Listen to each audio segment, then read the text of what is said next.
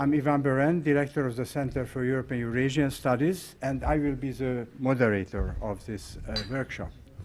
Let me introduce first, as an introductory speaker who will deliver the opening remark, Professor Jeff Garrett, who is a Vice Provost of UCLA, head of the International Institute, and also a known scholar on globalization, published several studies, a book on this topic, and he came to UCLA 4 years ago from Yale University. So the floor is for Jeff. Thanks, Ivan. The last time I did one of these things for Ivan, I started off with an introduction, which was something like, now that I'm an administrator, I'm a lapsed academic and I have nothing to say. Then I proceeded to speak for 20 minutes, which was very bad. I have to say it's one of the downsides. There's an upside and a downside to not preparing remarks. The upside is that maybe it's less boring. The downside is that when you're unscripted, you run the risk of saying things you probably shouldn't and speaking too long. I'm going to try to avoid the latter but maximize the former. As Ivan said, I'm very fortunate to be at least the titular head for international studies at UCLA. And as he also mentioned, I'm extremely interested in globalization. If you think about, I don't know how many people read an article, was it in Harper's or The Atlantic a couple of months ago, arguing that the heyday of globalization was in fact 1995. That was up until 1995, everybody was prepared to say that everything about globalization was great, but that subsequently people have started to see that there are in fact not one, but maybe several dark sides to globalization. My feeling on this actually is that openness, political and economic, open borders is a good idea, but obviously there are a bunch of consequences that are potentially deleterious, and what we have to do in the world is maximize the benefits of globalization whilst dealing with some of the adverse consequences. And if you think about the adverse consequences that people talk about, in the late 1990s, the adverse consequence obviously was inequality, inequality in the environment, the battle in Seattle and other events that followed that. And then you had people after September 11, 2001 saying, well, really the biggest adverse consequence of globalization is a widespread cultural, economic, political rejection of capitalism, of the West and of the United States in particular. But Gail and I have been talking actually for a couple of years probably about trafficking as an extraordinarily important dark underbelly of the globalization process. So I have to say I'm extremely happy that this event has transpired.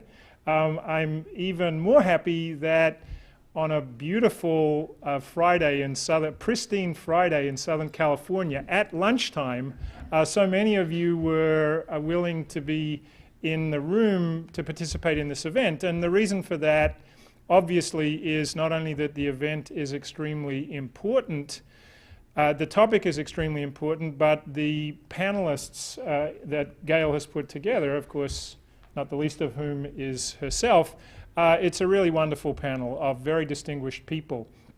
Gail wanted me to mention, I'm not sure why she was so insistent on this, but I will mention it anyway. I think she had an ulterior motive.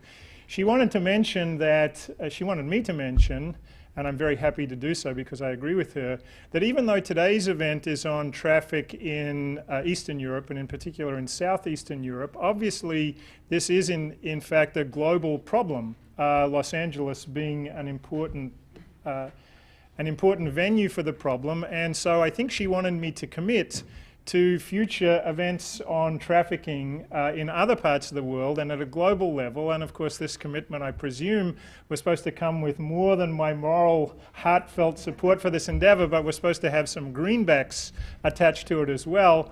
I hasten to add, money laundering, yes. I hasten to add that greenbacks are few and far between in the University of California at the moment, but I'm also supposed to say that Governor Schwarzenegger's compact with the university makes us all much more optimistic about the future. I'm supposed to say that. I've said it. I didn't say that part. No, my remarks weren't scripted, but I do underline the syntax used there. Now I am going. There is a downside. There are many downsides to being a lapsed academic. One of them is that I often open events, but I rarely get a chance to participate in them.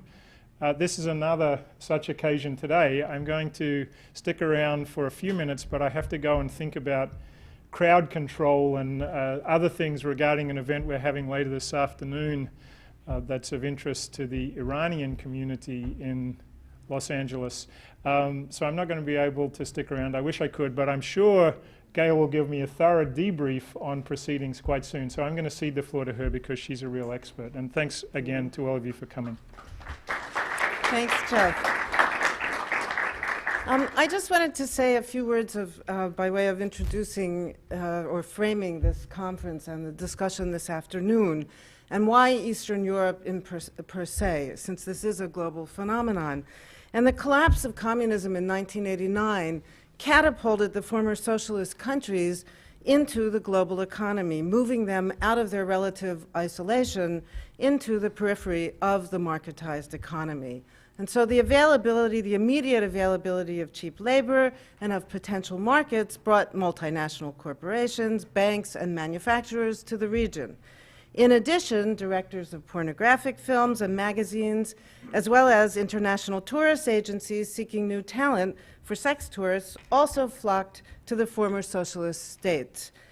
Eastern Europe offered new and mostly, I would say, mostly white talent for the sex trade, without much threat at that time of institutional regulation and enforcement. So with the fall of the Berlin Wall, global secondary economic activities, including underground trafficking in persons, drugs, and arms, among other such things, blossomed, replacing the more localized secondary economies of the socialist era. And as Nancy Shepper-Hughes will tell us, data on trafficking in organs has also been added to this list that darkens human lives and rights all over the world. Now, this afternoon, the speakers will address different but related aspects of trafficking in persons and in their organs as well. So Professor Hughes and I will review trafficking in Eastern Europe, Russia, and the Ukraine. Ferenc Banfi will speak about the activities of the Southeast European Cooperative Initiative's Regional Center to Combat Trafficking across the region. David Binder will speak more broadly about sex and other forms of trafficking in the region. And lastly, Nancy Shepper-Hughes will discuss her research on organs trafficking, focusing some attention on Moldova and Romania in particular.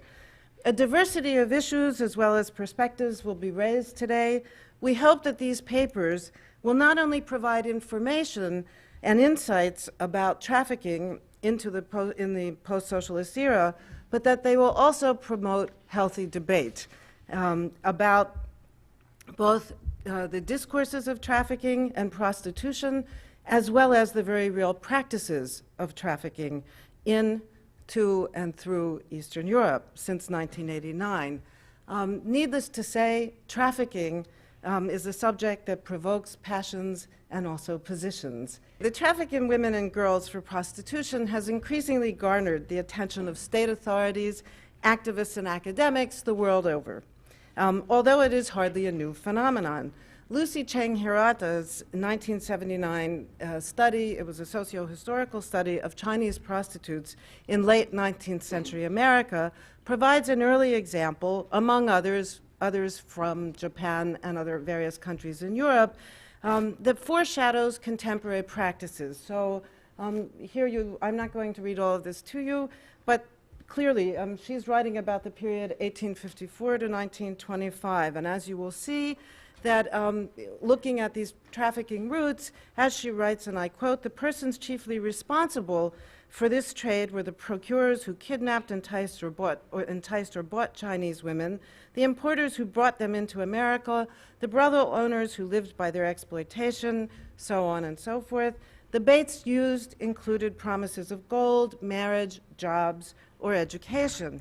Now, as you will hear this afternoon repeatedly, contemporary reports of the traffic in women written by journalists or issued by governmental and non-governmental organizations are formulaic in their echoing of past accounts. The history and practices of trafficking make it imperative to examine the distinctions and complex interrelations between prostitution and trafficking. Indeed, the boundaries between prostitution and trafficking are often blurred. In consequence, it is important to situate trafficking, itself largely invisible, in relation to the more socially acceptable and very visible aspects of the sex trade. Prostitution is the broader term under which trafficking is subsumed. Although there is ongoing academic and feminist debate about the definition of prostitution and about what is actually being exchanged, prostitution is popularly understood as the exchange of sexual services for cash or other material benefits. Prostitution may or may not be formally organized, and women may engage in it voluntarily, feminist and moral critiques of the meaning of voluntary or free choice notwithstanding. Broadly defined, prostitution, or sex work to many, does not imply forced participation or circulation across borders, nor does it necessarily entail sex slavery. Trafficking, by contrast, is defined in the UN protocol, and here this is from the UN protocol, and let me quote, "The recruitment, transportation, transfer, harboring, or receipt of persons by means of threat or use of force or other forms of coercion, etc., to achieve the consent of a person having control over another person for the purpose of exploitation. Exploitation shall include, at a minimum, the exploitation of the prostitution of others or other forms of sexual exploitation, forced labor or services, slavery or practices similar to slavery, servitude, or the removal of organs." To be sure, the dynamics of trafficking, of how women end up in situations of sex slavery, debt bondage, and the like, are complex. Some women voluntarily seek prostitution opportunities abroad, only to learn, after the fact, of the coercive circumstances of their working conditions. It is to such conditions in which passports are confiscated and women lose their right to choose that we henceforth refer in this paper. So what of trafficking practices today to, from, and through Eastern Europe? As borders have become more porous and labor more flexible, so the commodification as well as the exploitation of sex have increased in scope and global reach. One of the most striking images of the changes in Eastern Europe soon after the fall of the Berlin Wall was that of women lining the highways across the region, offering sex for sale. This was a very, very dramatic image, and it was in every single country. Political and economic liberalization, as well as internal and international militarization, have created new opportunity structures and daunting economic uncertainties that have produced both a demand for and a supply of sex workers in and from Eastern Europe. The majority of these sex workers have been and are women and girls, although there are also increasing reports of young men and boys being trafficked.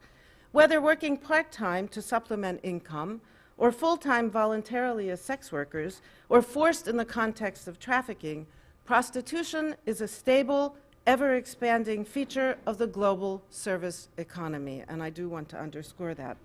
A key aspect of post-socialist change in Eastern Europe has been the restructuring and re-stratification of the labor market and of social inequalities.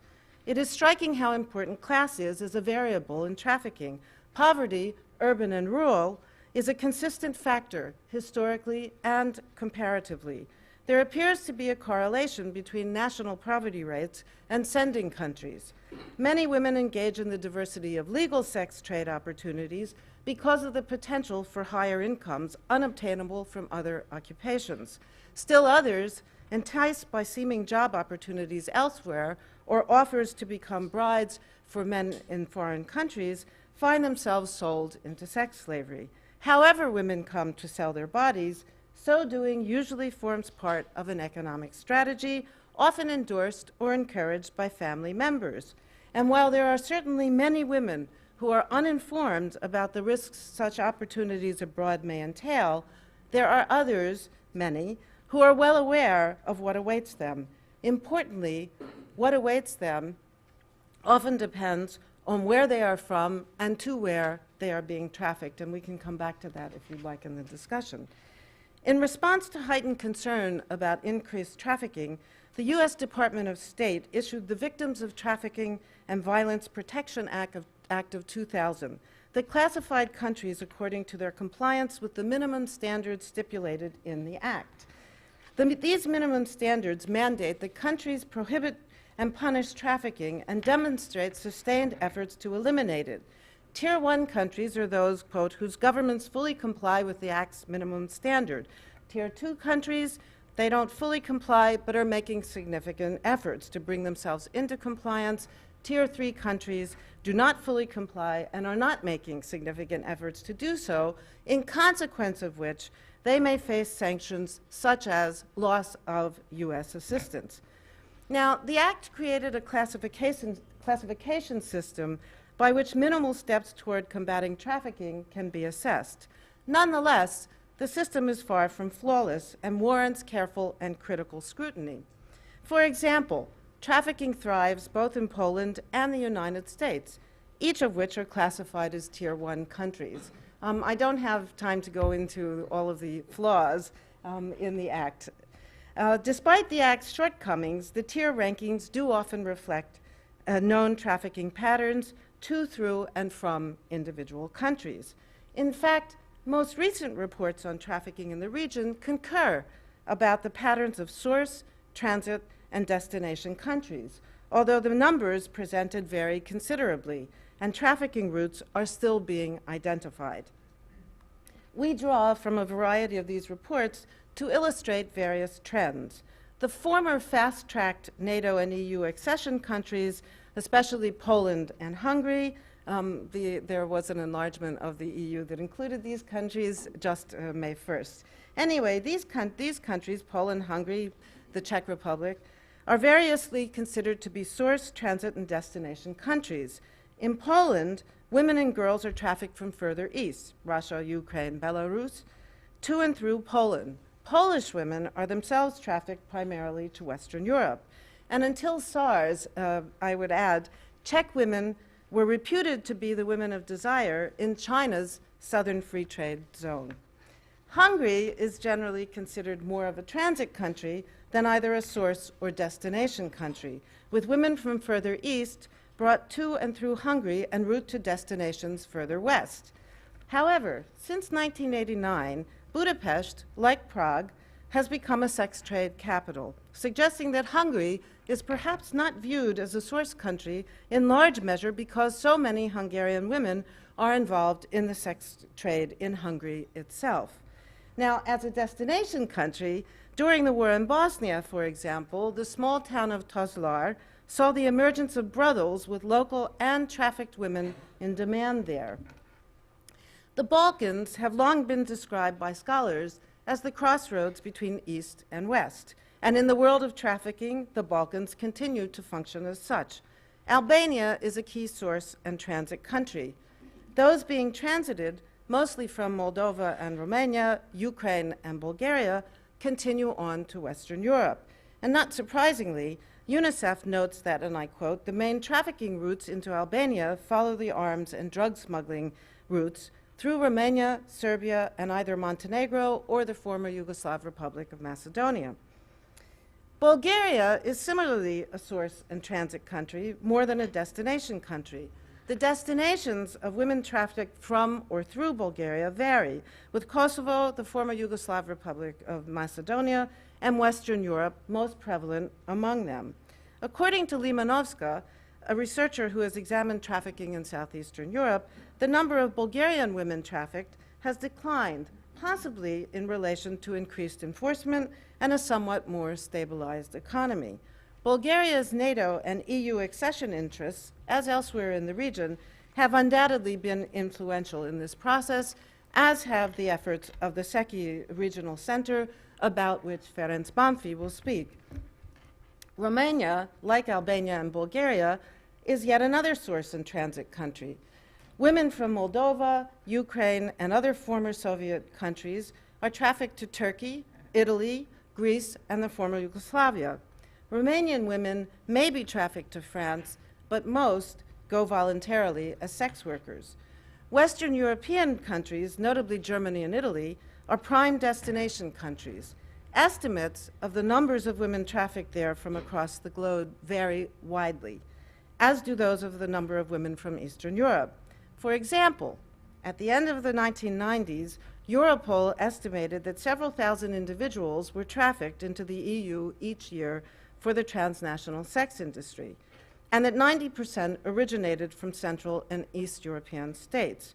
In 2001, according to an IOM report, the European Commission estimated that some 120,000 women and children were trafficked annually to Western Europe. The State Department estimated in its 2003 report that 800 to 900,000 persons were trafficked annually, including women, men, and children. The variation in these estimates indicates the need to interpret these statistics with considerable caution. We cannot underscore that enough.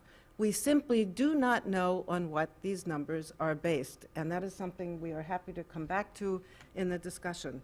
Moreover, not all of these women and children were trafficked for the sex trade. Herein enter issues of anti-trafficking discourses against actual trafficking practices. Whatever the numbers, destination countries tend to be wealthier than sending countries. Yet that said, Bosnia and Kosovo are destination countries and both are poor. Bosnia is a destination point for women from Moldova, Romania, Ukraine, and if less so, from countries further east, such as Kazakhstan. In Bosnia and Kosovo alike, militarization has been central to the diversification of trafficking. Wars have facilitated trafficking of women and girls, drugs, arms, under the auspices, to our knowledge, of competing mafias, traffickers, and complicit corrupt officials and individuals, about which I think several other speakers will talk. Within months of NATO intervention in the Kosovo War, a system of sex services was flourishing. Human rights activists have also noted the relation between trafficking, militarization, and corruption, including the involvement of the SFOR, the NATO Stabilization Force, the International Police Task Force, and local police. Such patterns have not been limited to Bosnia and Herzegovina. Soon after U.S. military planes began landing in Romania's Black Sea port city, Constanța, in February 2003, in preparation for the war in Iraq, the sex trade and traffic there increased. And so we want to show you, these were sent to me. I had mentioned this when I was in Bucharest at that time to somebody in the embassy who a few weeks later said, you were right about that. And he sent me these cartoons that appeared in the newspapers. And so the first one, this basically says, where is the target practice area? We want to practice hip to hip with the Americans. And the next one is and this is the official saying, so you want to put yourself at the disposition of the American troops.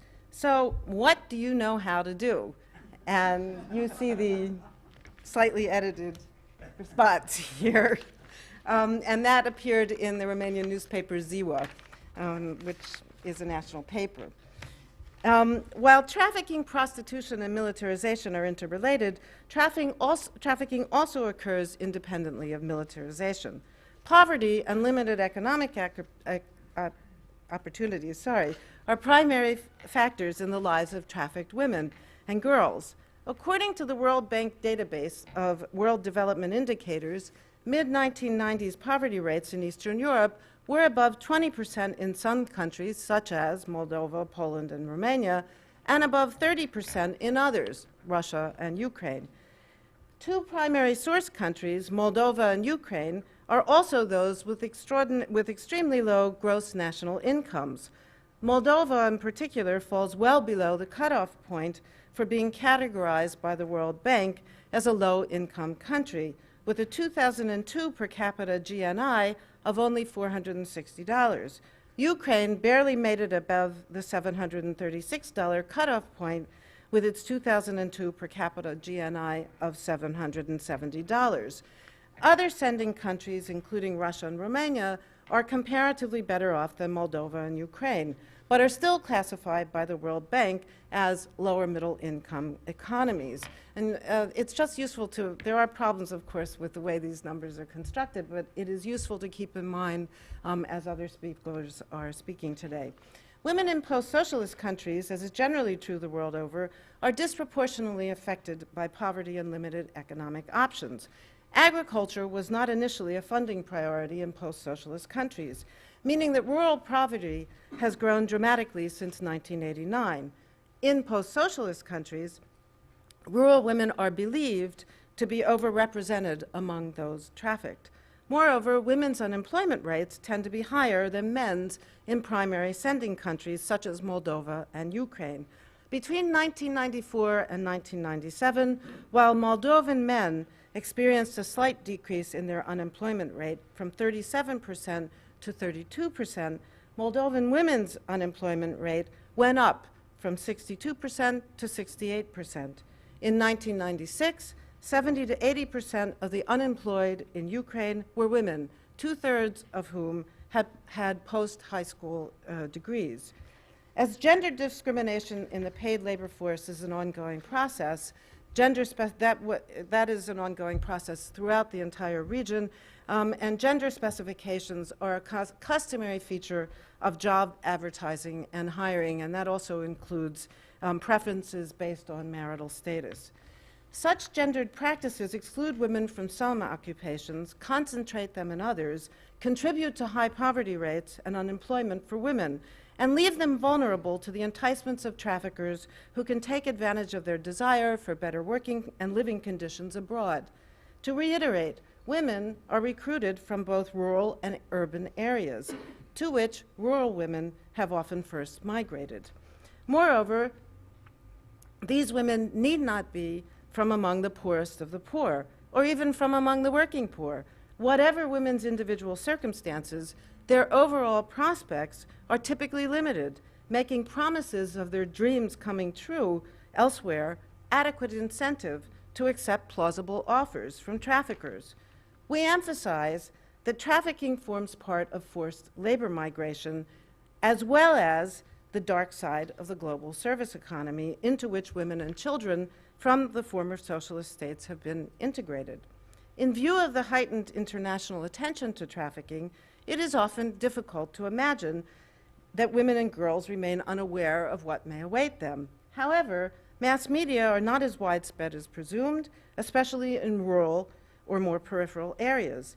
And as mentioned, hope of a better life in the much fantasized West compels many to take risks when they are assured of alleged job or marriage opportunities. Awareness is therefore an important factor in combating trafficking. In Moldova, a Tier 2 country, the government and the IOM promoted a widespread campaign using billboards and other media to advertise their message. So we show you one, and this says, "Don't let yourself be trafficked." And I would point out that in this one, the ad is actually, this is Moldova, and you have, of course, Russian and Romanian speakers, and this ad happens to be in Russia. This is in the Moldovan site. The next, there's another one of these, which is the traffic in, it says, "The traffic in women, what you need to know." And we see that these kinds of similar campaigns exist in Bulgaria and Romania as well. Now, certainly, increased awareness will not eradicate trafficking. It does not combat poverty or limited job opportunities and economic prospects, nor does it tackle the interests that drive trafficking. Yet, by engaging a diversity of means, including advertising campaigns, church sermons, educational programs in schools, and the like, increasing awareness can play an important role, as it has in changing other domains of practice in post-socialist countries, such as the transformation from what are known as abortion cultures to contraceptive cultures. These campaigns have been used very effectively to encourage people to use contraceptives. In order for countries to combat trafficking to, through, and from Eastern Europe, public awareness campaigns must be supplemented by country initiatives to address both push factors, that is, poverty and gender discrimination in sending countries, for example, and pull factors. The sex trade is a lucrative business for traffickers, combined with ready underground sex markets across the globe. We note that there is a disjuncture between international anti-trafficking discourse and hard data about trafficking. We thus underline that research is urgently needed that includes the development of strategies to produce more reliable data on the number of persons trafficked and their experiences, and to analyze the relation between trafficking, prostitution, economic trends, and militarization in various countries. Such information is necessary to better understand the dynamics and consequences of trafficking, as well as to develop more adequate means to combat it. As income disparities widen across the globe, it seems trite to emphasize that poverty must be reduced rather than increased. Such a trend does not, however, appear to be on the horizon. The interests that drive trafficking in women and children are intimately related to those driving other dimensions of trafficking, including of humans for forced labor other than sexual labor. As elsewhere, the U.S. is a destination country for trafficked women. In contrast to the neon lights advertising live sex shows or lap dancing clubs, trafficked women are invisible, hidden from the publicly commodified sex trades. Whether here or elsewhere, until attention is focused on the demand side of trafficking in all of its forms, and poverty is not a resource for profit-driven entrepreneurs the world over, trafficking will continue not only to exist, but to expand. It is fashionable to be against trafficking of persons. Yet, in the 21st century, in which human rights discourses circulate widely across the globe, such forms of exploitation are tacitly tolerated and indeed are proliferating. Thank you. Okay, I'm going to talk about sex trafficking in women in and from Eastern Europe, which means trafficking for purpose of sexual exploitation, which includes prostitution, pornography, stripping, and other types of commercial sex acts. Okay, the transnational trade in women and children for prostitution and related commercial sex acts is based on a balance between the supply and the demand, between a sending and a receiving country. And sending countries are those from which victims can be relatively easily recruited, usually using false promises of jobs abroad. And a receiving or a destination country or countries are those with sex industries that create a demand for victims. And one of the crucial factors in that is where prostitution is flourishing. The pimps cannot recruit enough local women to fill up the brothels. Therefore, they have to bring in victims from farther afield, which is what trafficking is about. It's about going out, finding victims that are needed for this receiving country, and bringing them in for purposes of prostitution. Okay, as far as the cause of trafficking, there's lots of sort of debates about what causes trafficking. And I believe that one of the most crucial factors in determining where trafficking will occur is the activity of traffickers, organized crime, and the collaborating corrupt officials. Poverty, unemployment, and lack of opportunities, and even a desire for a Western lifestyle, are compelling factors that facilitate the ease with which traffickers recruit women, but they are not the cause of trafficking. Because there are other regions of the world that are poor and chaotic, but not every region becomes a major supplier of women trafficked into the sex industry. Trafficking occurs because criminals take advantage of poverty, unemployment, and women's desire for better opportunities. Therefore, I think that if we want to think about how are we going to solve the problem of trafficking, we have to look at what we're going to do about the criminals that are involved in it.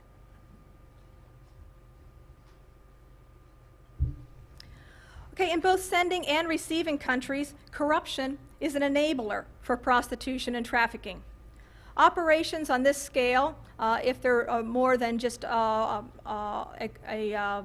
batterer boyfriend trafficking his girlfriend, they operations on any kind of scale require the collaboration of officials who must be willing to either ignore or collaborate with the pimps and the traffickers. And prostitution operations depend on attracting men to them. There's no really point in bringing in women from a particular country and setting up a little prostitution operation if you don't let the men know that you're in business. Therefore, they have to advertise to make known that women are available in those particular bars or clubs or roadhouses or where it is to purchase sex acts. So therefore, when you go into a particular area, it's easy to find out, relatively easy to find out where you can buy sex acts. And the officials know this. And the officials then have to ignore what are often blatant advertising of this particular activity. So that's also how officials are involved in this. Okay, in the trafficking process. Trafficking process, I believe, begins with the demand for women to be used in prostitution. It begins when the pimps or the brothel owners place orders for women. And I'm going to illustrate this by telling you a story about a trafficker I interviewed in Ukraine. She was one of a number of pimps who worked for an organized crime network in upscale hotels in central Moscow.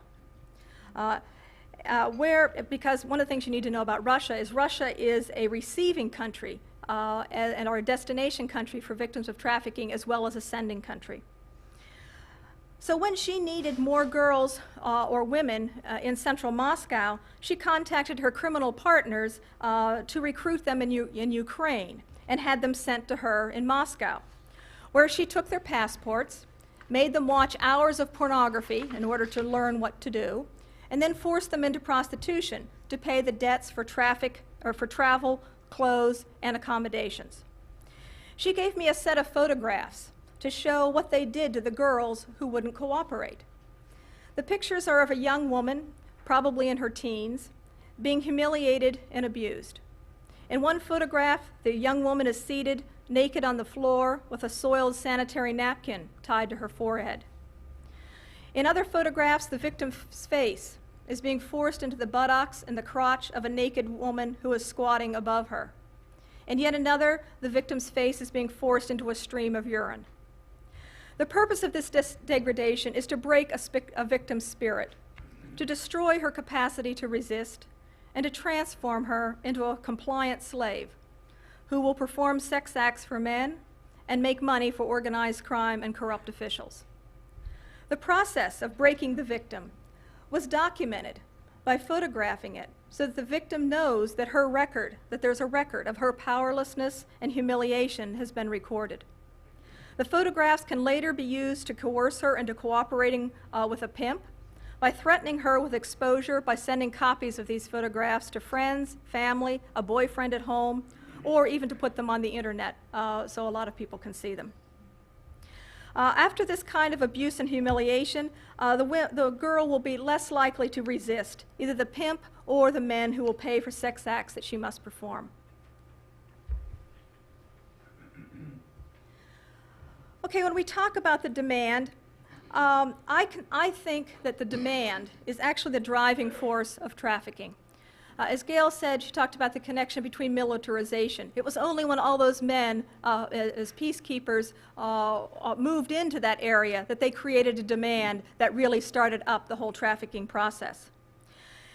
And even when considering state policy on trafficking, it's more important to look at and analyze the destination country's laws and policies rather than the sending country's policies. Okay, let me say that. So if we want to figure out how it is we're going to solve the problem of trafficking, I believe that looking at the destination country's policies, laws, policies, and how they're implementing those is more important than looking at the policy in a sending country such as Ukraine. Although that's not to say it's completely unimportant, but I think we have to look at where the source of the problem. Until recently, the supply side of trafficking and the conditions in the sending countries have received most of the attention from researchers, NGOs, or policymakers. And that's where really a lot of the money was going as well. and that is sending a lot of, giving foreign aid to countries, sending countries in order to create prevention awareness programs, which of course are important and needed, and even shelters for returning victims, and to assist countries in coming up with anti-trafficking laws. But until relatively recently, there's been little attention paid to the demand side of trafficking. Mainly, I think, because a lot of the receiving and destination countries sort of refuse to be accountable for creating the demand. They don't want to talk about what is that they are actually in large part responsible for this problem. And I once heard someone from the Department of Justice in the United States lecturing a Ukrainian audience, telling them that they were going to have to solve the problem of trafficking in Ukraine. And I thought that was quite incredible, considering we were in a particular area in which there were many Ukrainian women trafficked into strip clubs, and yet he was telling them that it was their problem back in Ukraine to solve. Okay, what are some of the components of the demand? First of all, when we look at the components of the demand, they're the buyers, the men who pay for commercial sex acts. Trafficking and prostitution are highly gendered systems that result from structural inequality between women and men on a world scale. But the ultimate consumers of trafficked and prostituted women are men, who use them for entertainment, sexual gratification, and acts of violence. And I like to say, when you consider sort of the dynamics of supply and demand, it's that men create the demand and women are the supply. The second major component of the demand are the profiteers, those who are making money out of this: the traffickers, the pimps, the brothel owners, the organized crime members, and the corrupt officials. They have a vested interest in making sure that trafficking and prostitution continue because they're making a lot of money from it. One of the things that, when we consider the violence that is happening to the women, that makes this different, even though the violence that is happening to the women includes battering and rape that we know about, and the kind of trauma that it causes, one of the things that's interesting about this is that this is a commercial battering and raping of women. And that means it's a profit motive that has to be addressed that is not there with battering and rape. And the third thing then is the culture. And I'm not going to really address this very much at all, but it's a culture that really romanticizes and glamorizes prostitution and pimping. I think we just need to look at how prostitution is often portrayed in Hollywood films. We know that the popularization of the idea of pimping among the youth culture, and even here in the United States and Canada, where they're having pimp and hoe parties at clubs where young men and women can dress up as those characters for fun. That's a culture of normalization and even glamorization of this. Okay, I want to say something about destination countries. And the Netherlands is easy to pick on. It is not only, it actually doesn't have the largest number of women trafficked into it, but one of the things is because it has become sort of a model around the world, that everyone looks to the Netherlands to see how they've solved this problem. And they also are exporting their model around the world. So they've talked a lot about it, and they've collected a lot of data on it as well, which I'm going to use. Okay, the Netherlands is a destination country for women trafficked to Western Europe from Eastern and Central Europe. The Netherlands legalized prostitution and brothels in the year 2000, although it had tolerated them for many years before that. And prostitution is estimated to be about a $1 billion sex industry, in the Netherlands. There are estimated to be around 2,000 brothels that use 30,000 women. 70% of those women are foreign women. In other words, these aren't Dutch women that are sitting in those windows. They're not even very many women from the EU. They're really women from Central Eastern Europe, Africa, and Asia. A brief aside here And since Gail talked about the Trafficking in Persons report that the State Department does each year, this year for the first time, one of the factors being considered in the ranking of countries in the tier system will be the percentage of foreign women in prostitution in that country. And one of the reasons that was done was to try to get at the destination countries. Because if you look at the tier system, you'll see that all the relatively wealthy, industrialized countries are at the top. And by the time you get to the bottom, they tend to be usually the poorest countries and also the more descending countries. So we sat down and said, okay, what are we going to do to try to expose the destination countries and the demand? And one of the things was say, well, let's look at the percentage of women in prostitution that are foreign women. And so that's going to be a factor in this year's evaluation of countries, which should be released in about a month. Okay, and they have to use the percentage of the foreign women because they can't recoup enough Dutch women. According to one study, around 79% of women in prostitution give some indication that they are there by some degree of force or coercion. And that varies widely. One NGO recently said that they still think that even under the legalized system, around 80% of the women are under some sort of force or coercion. The national police, I've heard, have now said, no, actually that's way too high. It's actually only 40%. So this is a country in which they essentially have said, we've solved this problem through legalization, and yet they say that a significant portion, let's not even quote the exact figure, is a significant portion of the women there are still trafficked. And one of the things that's important, well, okay, I'll go on to another destination country in a way, and that's the Czech Republic.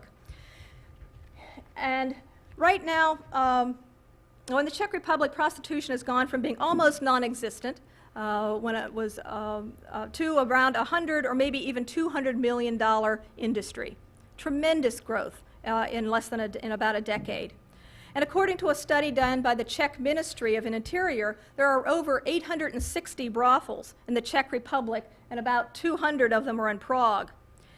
As Gail pointed out, the Czech Republic is a sending, transit, and receiving country. So it's a real crossroads for this particular problem. But one of the things that's unique about the Czech Republic is it's a destination country for Western European sex tourists. In other words, men from England, particularly from Great Britain and Germany in particular, go there for the purpose of buying sex acts. It's estimated that 65% of the men who buy sex acts in the Czech Republic are foreigners.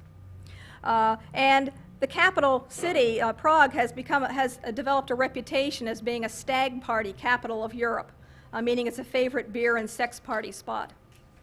The Czech police estimate that there are around 15,000 women and children in prostitution in the Czech Republic. As Gail said, also we should always view these kind of statistics with a great deal of caution. You can pick up another article and find out that the number they estimate is double that. But I think what we're trying to give you is some sort of idea of the scope of this problem. And mafias control most of these victims. The Czech-German border is a well-known site for child prostitution. German men in particular cross the border to buy children for sex acts. And last year, a non-governmental organization released a report claiming that there were approximately 500 children sold for sex along the border. The Czech government denounced this report as an exaggeration.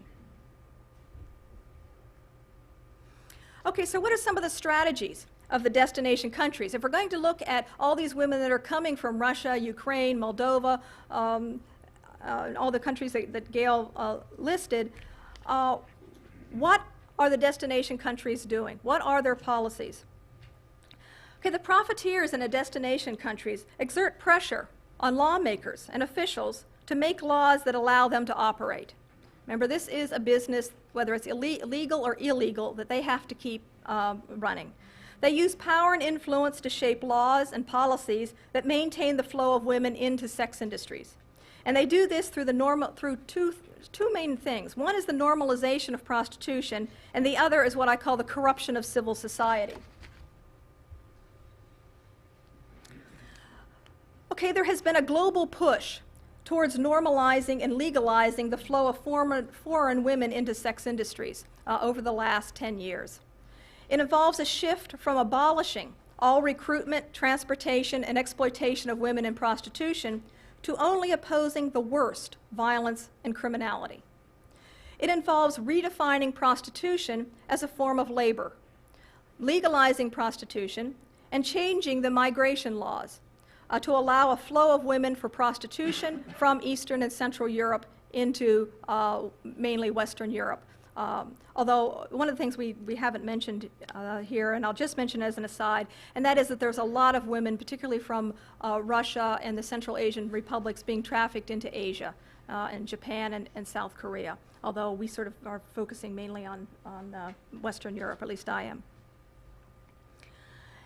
And one of the things that these, for example, part of the normalizing the legal flow of women for foreign women is then it's simply referred to as migrant sex work. Okay, briefly, as far as the corruption of civil society, governments of destination countries fund NGOs in the sending countries to promote the views of the destination countries. And so what happens if a country like the Netherlands, and this is a case, wants to normalize prostitution, legalize prostitution, they fund for the establishment and operation of a lot of anti-trafficking organizations in Eastern and Central Europe that in fact promote the Dutch point of view, meaning that the normalization and legalization of prostitution, and then the Dutch government will say, well, we're going to create legal work permits for women from Ukraine and other countries to be able to come and work in our sex industry. And right now in the Czech Republic, what's happening is that there's a proposal to legalize prostitution, and the only major anti-trafficking organization in the Czech Republic is funded by the Netherlands, and so their NGOs are not opposing this the proposal to legalize. They're simply really supporting the Dutch perspective. Okay, there are three approaches to prostitution in destination countries. The first one is prohibition, which means that all persons and activities related to prostitution are criminalized. Essentially, that's what we have here in the United States, where everyone involved in prostitution is committing an illegal act. The second is legalization or regulation, which means that prostitution is redefined as a form of work. Prostitution becomes a service, and the women become sex workers and the men become clients. Women are supposed to receive medical care, benefits, even retirement benefits, and they're supposed to be able to unionize, are what are supposed to be the benefits of legalization. And the third one is what's called abolition, which is a relatively new approach, and it says, let's look at this situation and figure out who are victims and who are perpetrators, and then treat them accordingly, rather than simply assuming that they're all criminals or assuming that they're all involved in some sort of service provision. Okay, and the example of this is also a destination site for women coming from Eastern and Central Europe, and that's Sweden. And this is referred to as the Swedish model. And in 1999, prostitution was redefined in Sweden to be a form of violence against women. And it was really a law that focuses on the demand. And purchasing a sex act became a crime. But at the same time, women are considered victims, they're decriminalized, and are being offered services, while men are considered perpetrators and are criminalized. So this is sort of basically a new abolitionist approach that really tackles the demand.